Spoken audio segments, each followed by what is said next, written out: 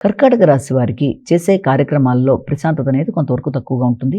అనవసరమైన ఆందోళన, మానసిక ప్రశాంతత తక్కువగా ఉండడం, ప్రతి విషయంలోనూ కొంత ఘర్షణాత్మకంగా ఆలోచనలు చేయడం, దానివల్ల ప్రశాంతత అనేది చాలా వరకు తగ్గుతుంది.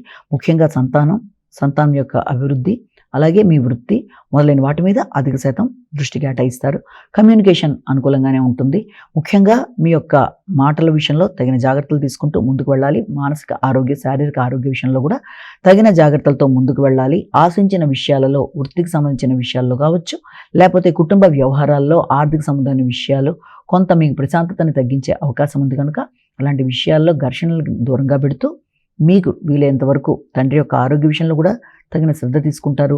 పై అధికారులతో కలిపి నిర్ణయాలు తీసుకునేటప్పుడు మీరు ఆశించిన విధంగానే ఆ రకమైన సపోర్ట్ అనేది ఆశించిన స్థాయిలో దొరకపోవడం వల్ల కూడా కొంత మానసిక ప్రశాంతత తక్కువగా ఉంటుంది. వ్యక్తుల యొక్క సహకారం కావచ్చు, లేకపోతే పై అధికారులతో మీ యొక్క బాంధవ్యాలు మొదలైన విషయాలన్నింటిలో కూడా మీరు ఆశించిన స్థాయిలో ఉండకపోవడం బట్టి కొంత స్థిమితోనే తక్కువ ఉంటుంది.